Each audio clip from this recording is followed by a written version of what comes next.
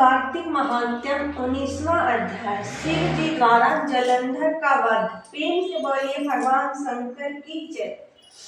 नारद जी बोले, हे राजन, इधर जलंधर ने भी महादेव जी को अपने से अधिक पराक्रमी जानकर उनको मोहित करने के लिए माया में पार्वती बनाई और रथ में बांध दी।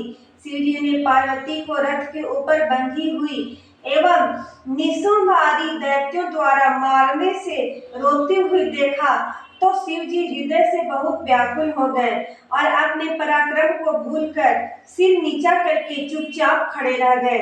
तब जलंधर ने 3 बाण शिव जी के सिर, छाती और पेट में मारे, जो पंखों तक शरीर से घुस गए। जब विष्णु ने शिव की यह दशा देखी तो उन्हें समझाया कि वह सब माया रची है। तब शिव जी ने ज्वालामय होकर बड़ा भयंकर रूप धारण किया। महादेव जी का अति भयंकर रूप देखकर कोई दैत्य उनके सामने ठहर न सका। वे सब 10 दिशाएं में भागने लगे। तदंतर महादेव जी ने शुंभ निशुंभ दोनों को श्राप दिया कि तुम मेरे युद्ध से भाग तो गए हो, लेकिन एक दिन पार्वती के हाथों से ही मारे जाओगे। इधर जलंधर ने बड़े वेग से तीक्ष्ण बाणों की वर्षा की, जिससे पृथ्वी तल ढक गया। तब तक शिव जी उसके बाणों को काटे। तब जलंधर ने महाबली नंदी के ऐसा कठोर परिघ मारा कि उसके लगने से वह युद्ध भूमि से भाग गया और महादेव जी के रोकने पर भी न रुका। तब शिव जी ने भयंकर रूप धारण करके सूर्य के समान तेज वाले सुदर्शन चक्र को संभाला और उस पर चला दिया। वह पृथ्वी और आकाश को अपने प्रकाश में से चकाचौंध करता हुआ भूमि पर आया और महाबली जलंधर का सिर काट दिया। जलंधर का सिर घोर शब्द करता हुआ गिरा और उसका तेज शिव जी और वृंदा के शरीर का तेज गौरी में लीन हो गया।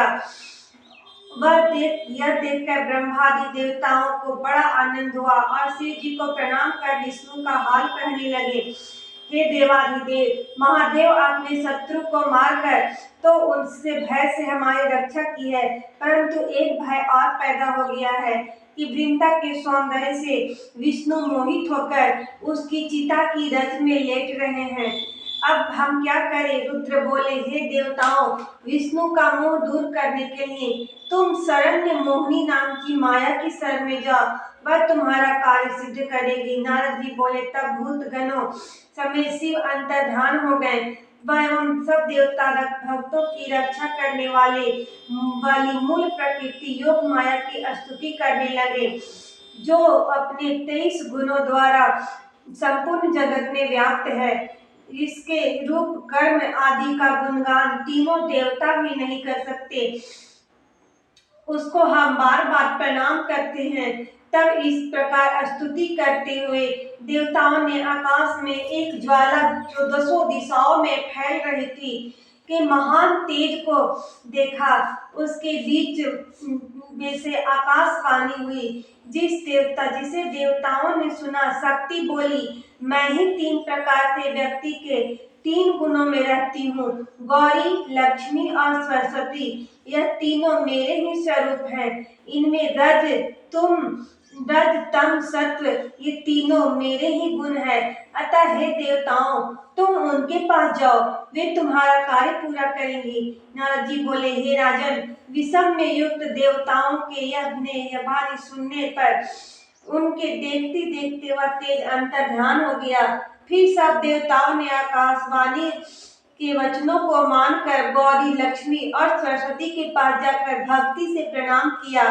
तदंतर भक्त वत्सल देवियों ने देवताओं को शरण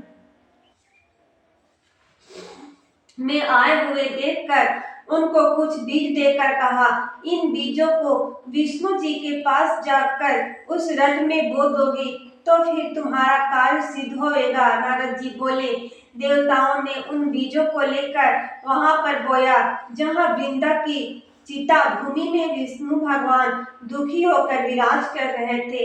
इति श्री कार्तिक महात्म्यम 19वां अध्याय। प्रेम से बोलिए भगवान विष्णु की जय।